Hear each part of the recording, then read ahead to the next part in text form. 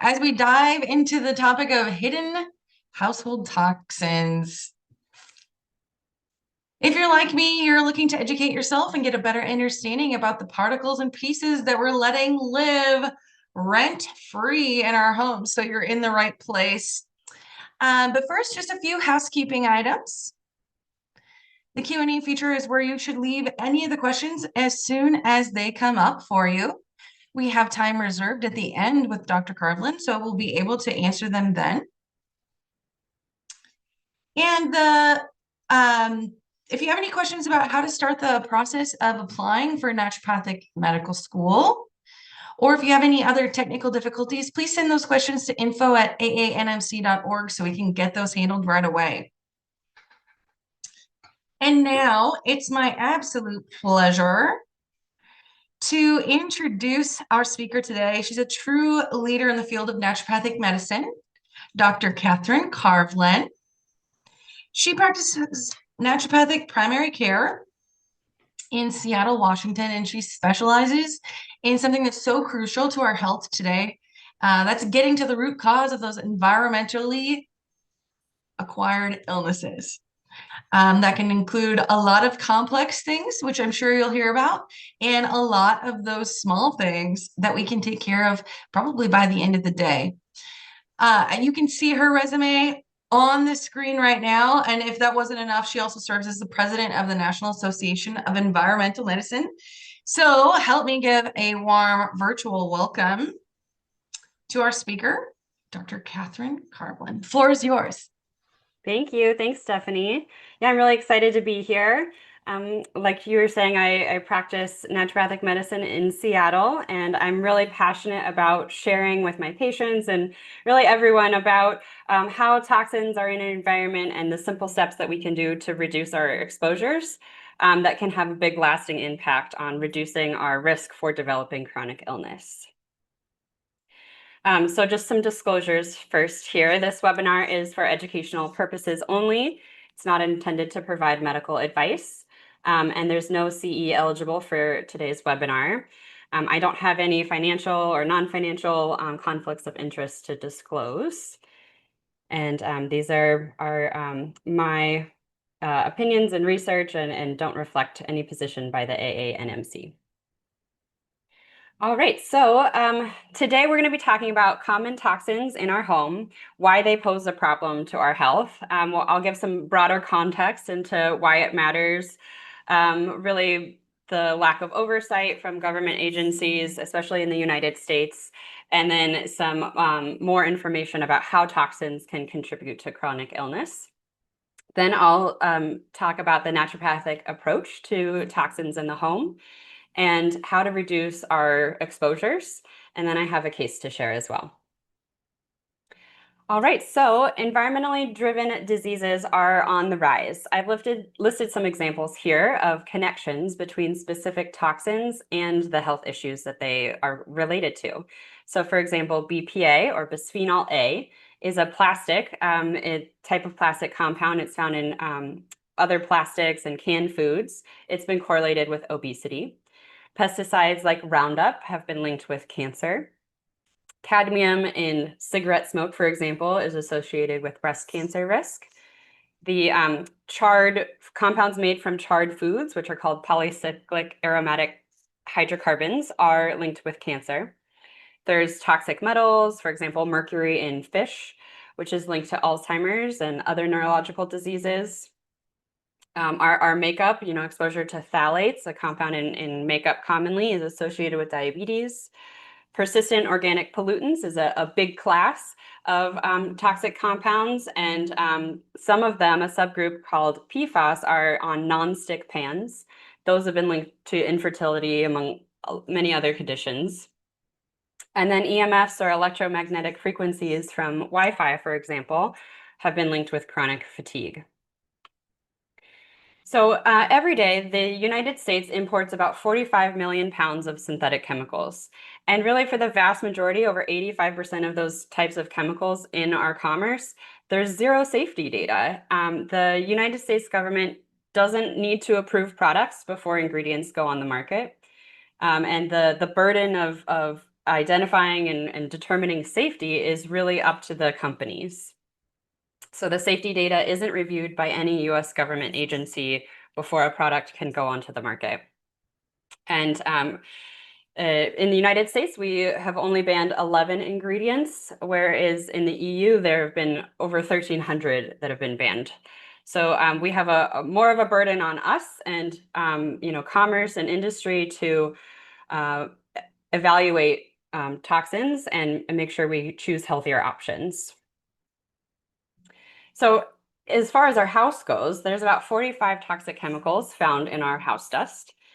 And, we spend the majority of our time indoors, on average 90% of time inside, whether you're at home or work or school. And concentrations of pollutants can be much higher than outdoor concentrations, especially when we have our windows closed.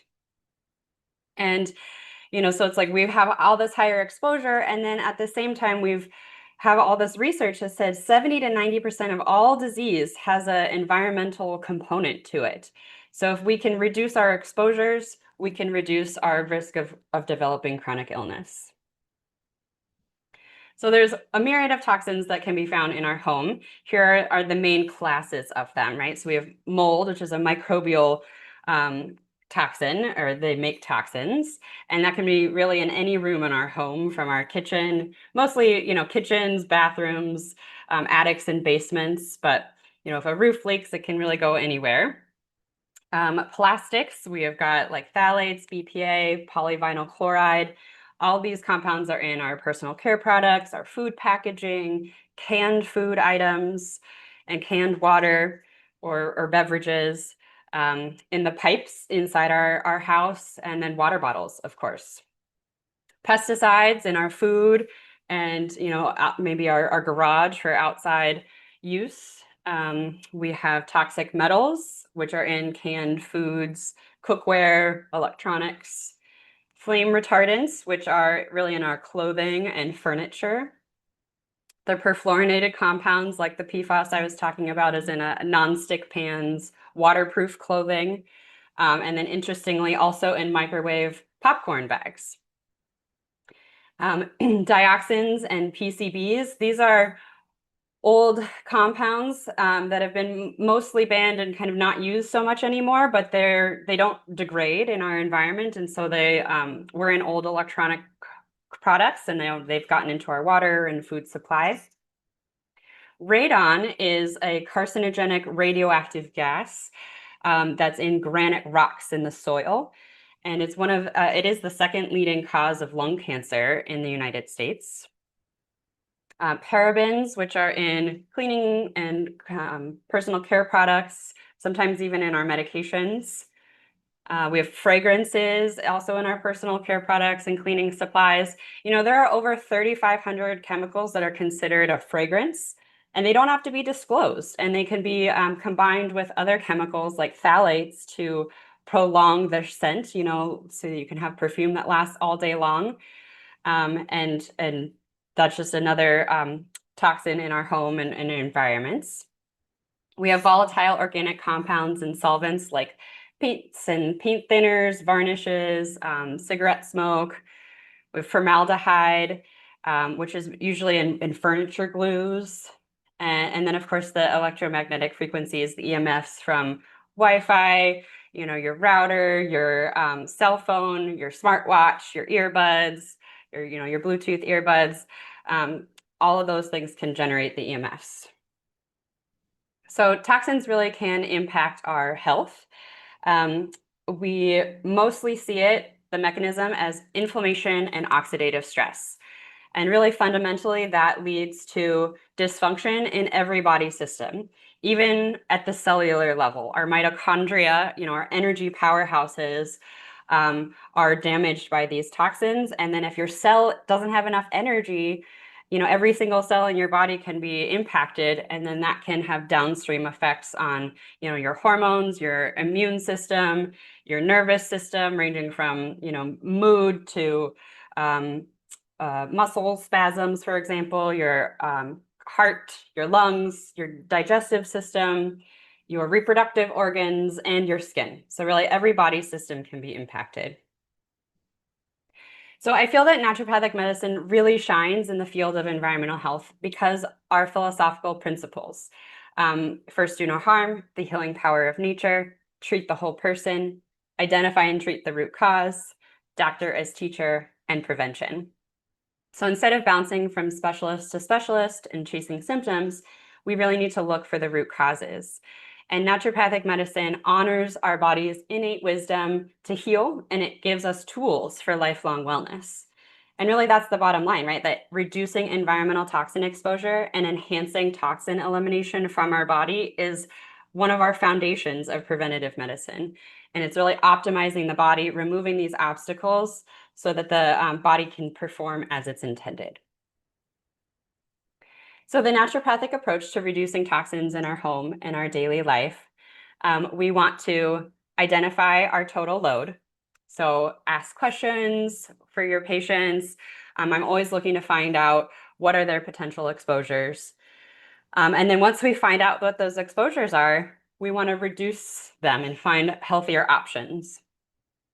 We want to detoxify and enhance elimination so that we can upregulate detox pathways slowly and safely and help with targeted treatments for specific toxins that we know people are exposed to.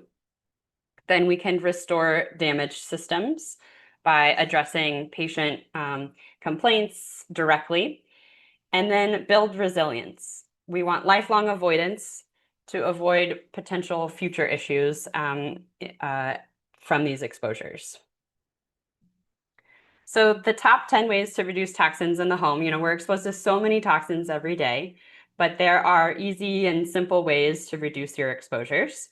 So you can take your shoes off before entering your home. That means you're not bringing all of the outside, the pesticides, the metals, anything from the road, the dirt into your home. And then we want to clean our houses regularly. Use a HEPA vacuum, and then damp wipe dusting to really pick up the dust, because the toxins get into our air and they kind of glom onto the dust particles. So reducing dust in your home is a great way to mitigate exposures. We can use air filters, specifically HEPA air filters. I always recommend bedrooms as a starting place, right? You're sleeping, you're regenerating, you're healing overnight. So having a sleep sanctuary is really helpful. Water filters, of course, too, to filter out any contaminants from city or well water. And then in our kitchens, one of the big things we can do is choose healthier cookware. So ceramic or stainless steel, avoiding the nonstick pans, getting rid of plastic food storage and our cans. Anytime you can choose glass, stainless steel, or wood over plastic, great. Not choosing canned beverages, choosing a glass bottle instead.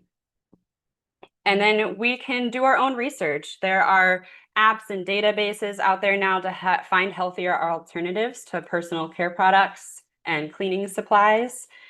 I like one called Clearia, and then the Environmental Working Group Skin Deep database. You can look up your current products and find healthier alternatives.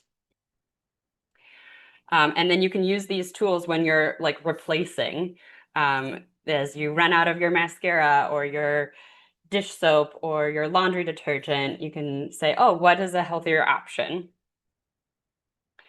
I always like to use my vent, if you have a gas stove, to turn the vent on so you're not breathing the natural gas fumes. Choosing organic food as much as possible. Turning your Wi-Fi off at night. That's a really simple step. Nobody needs Wi-Fi while you're asleep. So turning that off, again, sleep is also restorative, and not having those exposures while we're asleep helps our brains and our detox pathways better as well. And then, yeah, like I was saying, all future purchases, try to think what is it that I have and how can I make it a healthier option for me and my family? And anytime, whether it's a small purchase like laundry detergent, to a big purchase like a bed or remodeling or construction work in your house, choosing healthier building materials as well. Okay, so I have a case here. A 48-year-old female presents with chronic fatigue, hot flashes. She's moody, she's got joint pain, she has chronic headaches, and brain fog. So she's got a lot of symptoms. She's like, I need some help, right? I've been getting worse over the past 5 years. So I had her fill out the environmental health questionnaire, which is like a screening tool that I use to identify toxins kind of clusters and so that can help inform my patients on healthier options, and then also like if I want to do any types of testing or really help guide like, oh, that might be linked to XYZ symptom. And then I also ordered some labs as well to do a complete evaluation. So her questionnaire, the environmental health questionnaire, identified clusters of toxin exposures. So she used conventional cleaning products, right? So it's got solvents and, she used bleach and fragrances. She had perfume and conventional makeup. So the phthalates and fragrances. She had canned beverages every day. So that's the BPA exposure, the bisphenols. She would use a plastic to store her food and microwave in, microwaved the Tupperware, and then those microwave bags that you can buy at the store for produce. She did not really eat any Choose Organic food when she was shopping. She would always go to her favorite coffee shop every day and get a disposable cup. And a fun fact, a disposable cup with hot water in it, actually, not even acidic coffee, had 25,000 microplastics in 15 minutes of exposure there. So you get microplastics. There's metals too in the lining of the cup. And so that all goes into your coffee, your tea, your hot water, what have you. So that's another easy way to reduce your plastic exposure. And then she was sleeping on a memory foam mattress, and I asked her when she got that, and she said, oh, that was about 5 years ago. And so a little alarm in my mind was like, oh, okay, like you said 5 years ago is when everything started getting worse, right? Like I was trying to find the timeline that matches the symptom picture. And so those were the things that I found that were really important, that stood out to her, for her. So what did I do? I made a plan to help her with her sleep, her stress, her exercise, right? The foundations of health. And then I include environmental toxin, avoidance and support in foundations as well, which I think is just really critical these days. And so I had her do sauna therapy. She had a gym membership with a sauna. So I encouraged her to use her sauna after her workouts. I treated her hormone imbalances, and then I gave her some supplements to support detoxification, namely glutathione and curcumin. There's our body's antioxidants. DIM, which helps hormone metabolism. Milk thistle, which is a great liver support and nourishing tonic herb. And then a calcium magnesium product, not only for her bones, but also for her kind of alkalinizing her body and her urine to help with toxin elimination, excuse me. I had her switch to a more organic food, whole foods diet. I wanted her to eat 30 grams of protein at every meal, get in 5 to 7 servings of vegetables, 1 or 2 fruits a day, and green tea. Green tea is very supportive and detoxifying. And lots of vegetables and fiber and protein for the neurotransmitter production as well. And then for her home, using that environmental health questionnaire to help me target what she needed to do and prioritize, switching to non-toxic, fragrance-free personal and cleaning care products, avoiding those canned foods and canned beverages. I like to have people, if they really like, bubbly canned beverages, to get like a Soda Stream or something like that, where they can make their own carbonated water at home, but avoid the plastic. Get some glass food storage, no plastic in the microwave, and not in the dishwasher either. That's another big one for me. Because if you wash your dishes in super hot, your plastic dishware with your regular dishes, the plastic does kind of come out in the dishwashing process. So no plastic in the dishwasher. I recommended, like, you could still go to your coffee shop, sure, but like bring a stainless steel cup with you, and have them use that. They're always happy to do that. I always like to just leave one in my car so that if I happen to stop somewhere, I have one, because I try to avoid those disposable cups. And then I had her switch out her mattress as well. I wanted her to get a, organic cotton, latex, or wool mattress instead of the memory foam. The memory foam has a lot of solvents in it, and that can cause like neurological symptoms, right? And you're sleeping on it all night long, inhaling those toxins. All right, so remember, her symptoms were, fatigue, hot flashes. She was moody, joint pain, chronic headaches, and brain fog. And so I had her do that plan, and then we followed up. And after 6 months, we got her hormones regulated. We got her, all of those things that we did. Got some detox supplements, improved her environment. And she rarely had hot flashes anymore. She was sleeping better, deeper, more restful sleep. She had more energy. She really didn't have too much joint pain anymore. She was back to doing her exercises and routines as she liked. She didn't have any more headaches. Her brain fog disappeared. She said she really felt like herself again. And I forgot to mention that her son has asthma, and it was the best it's ever been in in the recent future. And she attributed that to reducing the toxins, the volatile organic compounds, the cleaning supplies in her home, because that has an impact on your air quality. So do I love about naturopathic medicine? I love getting to know my patients. I love to know what their values are, who they are, where they're at in their health journey, and kind of what they're willing to do. I love educating my patients, giving them the tools and the knowledge that they have so they can choose and feel like really empowered to make those decisions. I like to, get to the root cause of what's going on, not just, oh, you have a headache, take an Advil, right? Like, but why do you have a headache, and address that so that you don't have headaches and you don't need, suppressive medications, for example. I like to see patients regain their health, improve, go backwards, reverse the path towards chronic illness. And that's really where naturopathic medicine shines, and like where people keep coming, and they're like, oh, yes, I feel empowered. I'm feeling well. And I have the tools to continue living, their best life. So in summary, yeah, I'd like to, say that we, went through the health impacts of common household and personal care products. We learned how to recognize and eliminate home toxins like the volatile compounds, flame retardants, phthalates, and parabens. We talked about naturopathic medical approaches to detoxification through nutrition, organic foods, medications, supplements, lifestyle supports like sauna therapy.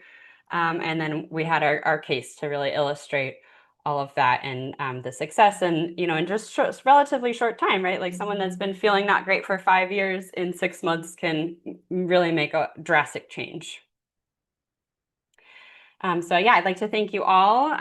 If you need to reach out or contact me, here's my website. I have free downloads. I have an online course on all of this in more depth on how to eliminate toxins in our day-to-day life.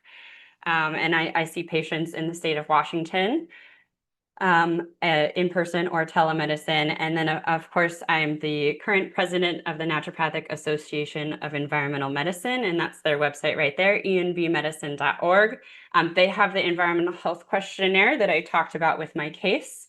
It's free to download. Anybody can sign up for it and get the guide and take the questionnaire yourself. And it's organized by kind of toxin category. So even like all my patients, they always say like, oh, I learned a lot, right? Like, oh, I didn't ever think about, how many canned foods I eat or how often I eat tuna or, the personal care products like chemicals that I avoid. And so they find it also helpful to learn as well. And then NAEM also has a database so that you can find an environmental medicine provider near you. And then I'm on social media as well. So thank you so Lovely. much. Thank you. If you can help me go to the next slide, I do Sure. have questions for you, but if you love learning, if you're like me and you love learning, you're just a sponge, you're picking this all up. Every month, we bring on experts and our NDs from across the country in the US and Canada. And next month, we're going to feature the students. So we're going to talk directly to them, what they're learning, why they chose the career path, and what they want to move into for their career. So join us next month. I did just put in the chat too where to find more information about those events that are coming up. And we can go on to the next slide and we'll get started with those questions. So keep this information handy too if you are interested in the holistic medicine or maybe pursuing a career change or getting started. We have a lot of people in our community that can help you with that. So I was most interested in the fact that you said environmental health can affect everything from the mood to the muscles. Obviously, that's everything. Yeah. Yeah. Okay, It's so really anybody's system.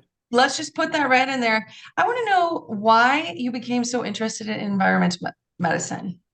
Oh, yeah.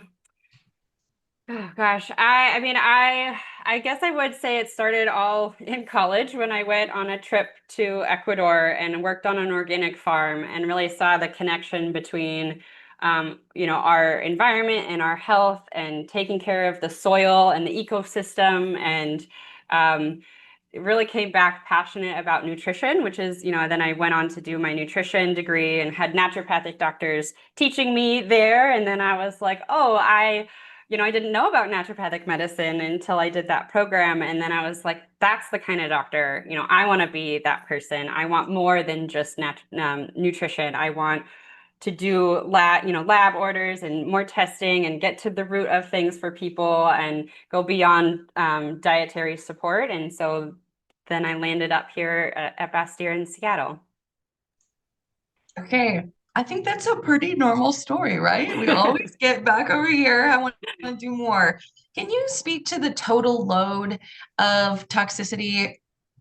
I mean, we could talk about the average person, we can talk about the healthy person, then we can talk about someone who maybe is susceptible. Yeah, I like to think of the concept of total load as like pretend you're a bucket. This is really the analogy I always like to use. That you are a bucket and you have all kinds of things going into your bucket from personal, like social stressors, physiological stressors, toxin exposures, all this stuff, right? Dumping into your bucket. And then how well is your detox pathways, your liver, your kidney, your digestive system, your skin, your lungs, your lymphatic system, how well are those eliminating those toxins, right? It's like the spigot on the bottom of your bucket. So if there's too much coming in and not enough coming out, your bucket's going to overflow. And that's when we get our symptoms, right? It's like the alarm bells of our body saying like, hey, something's not right here, right? And it's up to us to kind of like listen and figure out why that is. And so I would say that, yeah, the average person has, average exposures, average detox pathways. But then somebody that's more susceptible maybe either doesn't have, for genetic reasons or whatnot, their detox pathways are not working optimally. Maybe they don't have enough nutrients or, genetics are often at play as well. Maybe other predisposing, other health conditions that they have. Or their toxic load is just so high that their bucket is really overflowing. And so they can be more susceptible, more sensitive, more reactive. We call the chemically sensitive patients used to be more common, like the canary in the coal mine, right? Like they're the first ones to notify, like, hey, I don't feel right in this building, or I don't feel right at this home, even when maybe other family members don't have the same experience. It's really important to just realize that not everyone is the same. Okay, perfect. Let's talk about those plastic containers. Okay.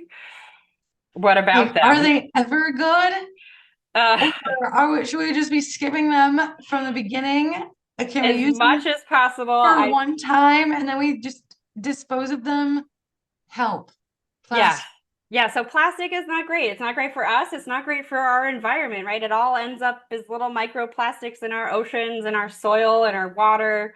It's ubiquitous, it's everywhere. You can't avoid it all, but if you don't have to microwave your broccoli in a plastic bag, you could take it out and put it in a glass, Tupperware. You can choose glass Tupperware to reheat, to store your food, especially acidic foods. When you're like tomatoes, sauce stains your plastic Tupperware, it's actually like the tomato sauce molecules and the plastic molecules are switching places. So the plastic comes out into your sauce and the sauce goes into your plastic container. That's why you like can't wash it out. It's stained. And so it's like we don't need plastic in our bodies. There's a statistic that we eat an average of a credit card worth of plastic every week from our water and our food. And so I just think it's a huge deal. Plastic is just everywhere and polluting our planet, and the steps that we can do to choose healthier options, and force help industry move away from as much plastic is good for us and good for the planet. Plastic is an endocrine disruptor. So thyroid, hormones, weight, obesity, like diabetes, it's all connected to plastics in part, of course. Okay. So further on, there's a continuation of the question. The connection of aluminum, Mm-hmm. using aluminum products, and the association with the data for the Alzheimer's. Can you give any more direction on that with aluminum exposures? Yeah, so aluminum is a lighter metal, right? So like a lot of metals they call like heavy metals or are the toxic ones, but aluminum is a light metal and it is also toxic. It does get into our food. If you wrap your food in aluminum, or you grill, put like it in a little aluminum pouch and on the grill, it is getting into our food supply, and there is research and data connecting it with neurological diseases. Okay. All right, go ahead and get out there. Obviously, folks, if you're having these questions, which they are very good, we want to make sure that you're using the guidance of your naturopathic doctor as well. So get in touch with them. Do you know anything about the acrylamides? Yes, also not great. Acrylamides are really from fried foods and a byproduct in the frying, the extra heating, cooking, like I was saying, those like the charred meat or like black burnt breads. Those are the polycyclic aromatic hydrocarbons. The acrylamides are more from like hot oil frying. And those extreme heat, kind of roasting type and frying type cooking preparations are not recommended or preferred compared to lightly steaming, sauteing with saturated or monosaturated fats like avocado oil, for example, versus the like olive oils burn easily if you cook them at too high of temperatures. So food science impacts are the chemicals we're consuming and the how foods are changed. And so yeah, cooking preparations are important. The acrylamides are linked with digestive conditions and cancers. Okay, thank you for that. How about what do we do about our fruits and vegetables that were maybe we can't grow them, right? Not everyone can have a garden. Uh, what are we doing about cleaning those? Yeah. So you're talking about like trying to get the pesticides off of them. Sure. Yes. Yeah. Even if they're Okay. labeled organic and they've been somehow preserved, right? Mm-hmm. Yes, there are different chemicals and things that are approved for organics, and it's much less than conventionally grown. I would say, yeah, anytime you can choose organic, that's always going to be the better option because there's just less contamination. Um, with conventional products or fruits and vegetables, right? Like the pesticides are incorporated into the cells of the food, of the fruit and the vegetable. So you can wash the outer surface. You can soak them in, baking soda, um, typically, but it's inside the cells of the plant, right? Like you can wash off the residue and the excess and the extras, and then some of the fumes and things that they will spray to preserve um, produce until it gets to the grocery store. But it's really you can't wash it all off because it is incorporated inside the plants. But Okay. yeah, the baking soda rinses or vinegar rinses can be helpful in reducing some of that exposure. Okay. And So be also, I looking. would say like peeling, like a banana or an orange, right? Like the rind and the peel often have higher concentrations of some of the pesticides. And then I would say like too, just to speak to pesticides, like they're not all equally toxic. Like some are more toxic than others. And the Environmental Working Group has like a Dirty Dozen and a Clean 15. And actually, finally, this year, they are taking into consideration the relative toxicity of the different chemicals that are used in agriculture to weigh in and how they make the Dirty Dozen and the Clean 15. But that's a great resource if you can't afford, 100% or, the grocery store doesn't even have all the things you need, only organic, that you can use that guide as a tool to reduce your exposures. But yeah, conventional produce on average had 4 chemicals on it at minimum, where, I guess that was the average that they found. Okay. We're talking a lot about the kitchen. Is the Yeah. kitchen the number one room in That the home that, carries a lot of the concerns that we should be having? Yes and no. Like I think it also becomes kind of individual too. I would say like your bedroom is really important because that's where you sleep. And where you are a third of your life, approximately, right? And so your bedroom is really important. From that perspective, I would say the kitchen is probably the next most important because of the breadth and depth, and like we're eating 3 times a day or more, right? And yeah, we've got lots of different exposures in our food and cooking areas. Um, so yeah, between the kitchen and the bedroom, I would say. Okay. We have a question about stainless steel cups. Hmm. Are they leachers of the heavy metal? And how long, if we have a new one, how long should we be using it? Well, I recommend regularly washing them. And stainless steel is a better option than plastic for sure, especially like for kids, right? Like a lot of this like plastic, like I have kids and I'm always like, oh my God, there's so much plastic. And like everything for kids is plastic, right? But then they break the glasses, right? And so trying to find a balance between that. Stainless steel is a good option. I would say glass is best in terms of like inertness. Acidity from foods can leach some metals, but stainless steel is much preferred over plastic. Okay. And I would just Ceramics? regularly wash it. Anything we should be thinking about for those ceramic mugs that we've got? Yeah, it depends on how it was made. A lot of ceramic has kind of become like a green washing phenomenon where they just coat it with ceramic. And it depends on like the process and how they do that. I guess it's a really nuanced answer. If Okay. it's 100% ceramic, then that is fine and great and not a problem. If it's coated, um, it's a iffy helpfulness or not.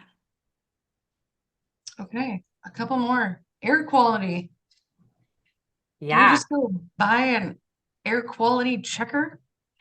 You can, yes. Okay, so the air quality, there's lots of different ways to look at your air quality, right? And like, what are the chemicals that you're searching for? Um, if you're talking about wildfire and outside particulates, diesel pollution, for example, from a freeway that you live near or something like that, there are outside monitors kind of that are measuring those particulates. And you may not even need to buy one. There's a map. It's called Purple Air. They have a map, a huge database. It's a community monitoring project. And so you can get the real granularity of what your air quality is right now in your neighborhood. And they do kind of connect and validate it with the EPA database. Um, uh, for the United States. But Purple Air is worldwide, and they have a great map and a good tool. So like for wildfires and things like that, you can use that. They do make indoor monitors that will also detect like humidity and temperature and VOCs and formaldehyde. So you can kind of see that like uptick when you're like cooking bacon or something frying. You can see the particulates go up in your indoor environment from those types of monitors. And so that can give some guidance too, like, oh, wow, my VOCs are really high. Like, let's open all the windows and exchange the air in our homes. Okay, let's talk a couple more things about air. Fragrances. You spoke a little bit about those. Um, the ones that plug into your wall. How do we tell our Oh. family members lovingly, please don't? Uh, well, I guess it depends on your family members. And how lovingly, yes. But fragrances that is something, right, that like we don't need, right? If you're trying to mask a smell in your home, like maybe you have like, what's the root cause of the smell in your home, right? And is there mold? Like what's going on that you're trying to mask that smell? But that's a perfect example of something optional that you don't need to have in your home. And I would just oftentimes we'll just say like you're sensitive and you can't, it gives you a headache or makes you feel nauseous or whatever your symptoms are, just trying to talk to your family members about that or asking them to unplug it while you're there. Um, or you go to an Airbnb and like there's things everywhere. It just happened to me before. Yeah, And I just like went through stores. all the Yeah. houses, like opened all the windows, all the rooms, took them all out. I was like, because I'm just not used to those things. So I feel like I'm sensitive, either like just knowing what they're doing to me. I'm like, I don't want them. Um, but it is, I would say like, yeah, find a way to talk with your family members about it and just being honest with them and saying it's personally bothering you and would they mind not having it when you're there. Okay, here's a fun one. You spoke about those detox pathways. What can plants do in our homes as a detox path?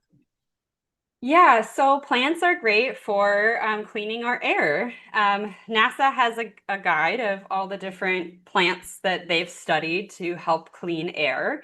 And so you can put plants in your indoor environment to help with that. I would say their effect is fairly small compared to like a HEPA air purifier.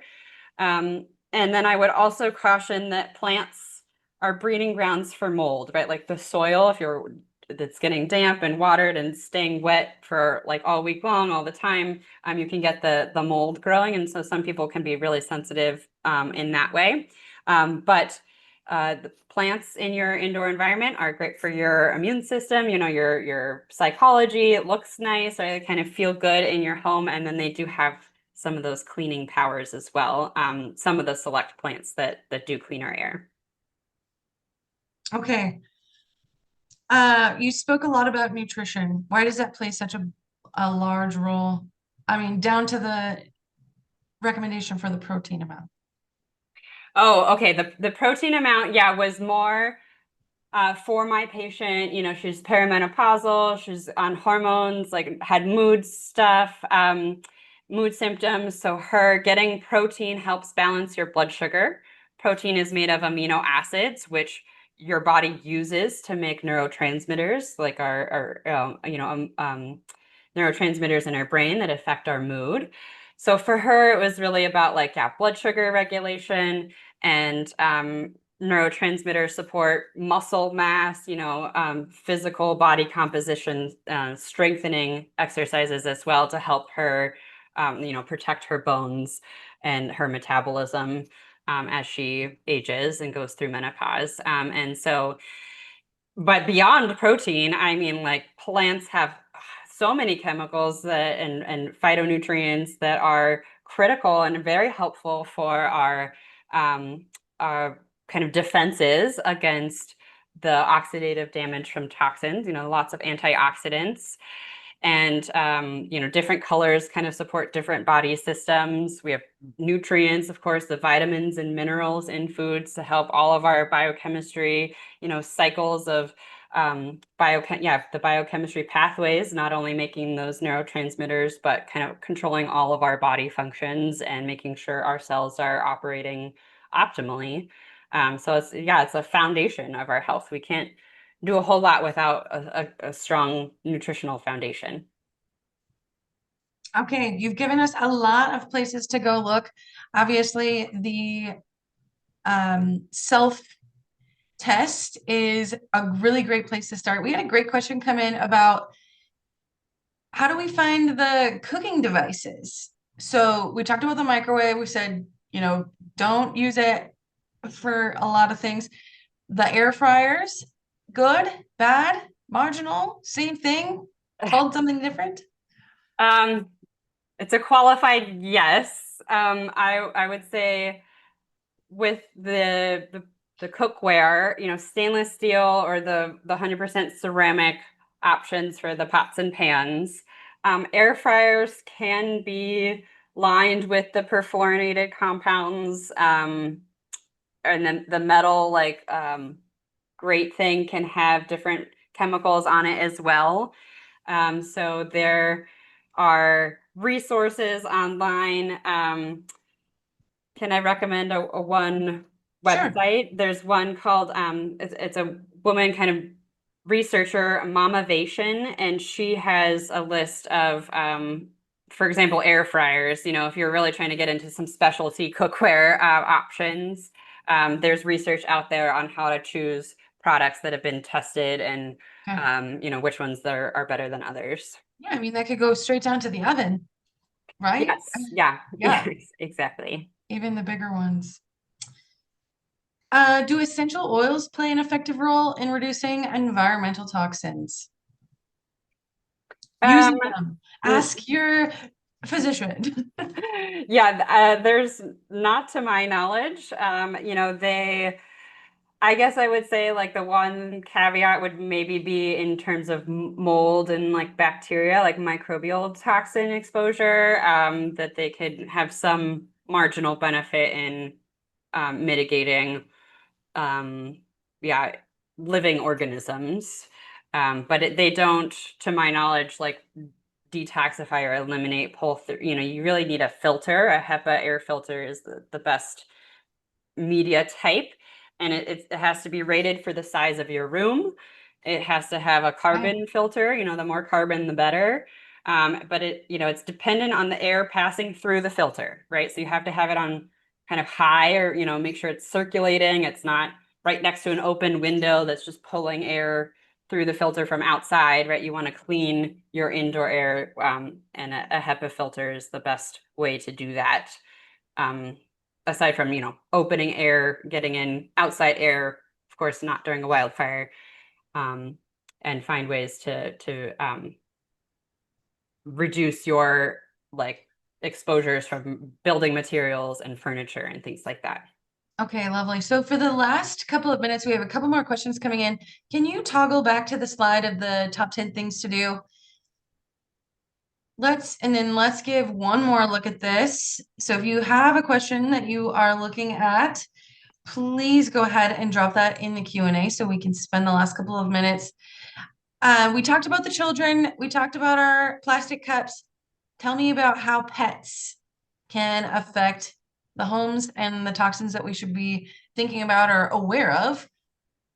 for that? Yeah, so pets, they don't wear shoes, right? So they can track in pesticides, fertilizers, right? Like toxins from grass, wherever you go on a walk. They can bring in microbial, like ticks and mites and and the treatments for those are more chemical medications that can get on your skin and in your diffuse into your air.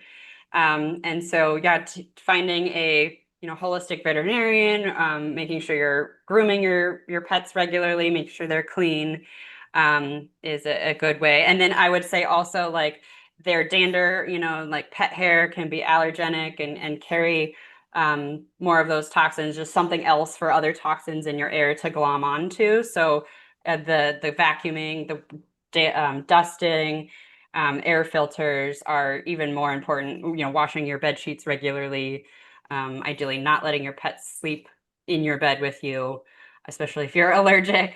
That one's always a hard one with my patients. But yeah, those are the ways that we can kind of support our environment with our pets. Okay. Silicone.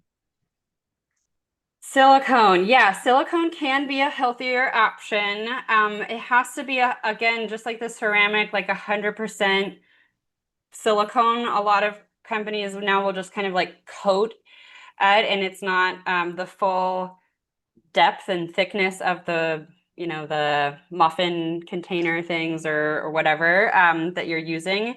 I would say silicone is, we don't have 100% research, in total clarity on it, but it does seem to be a little bit more stable and than like plastics, for example. I would just kind of avoid the super high heat, like baking with it, because we just have less data on those higher Yeah, we should temperatures. expect that Yeah. stuff to happen. Okay, we've gotten really good at reading the labels on our food. How do we get really good at reading the labels on our cleaning supplies? Yeah, that is a great question. So, the Skin Deep database, Clearia, is like actually a plugin that you can install in your browser.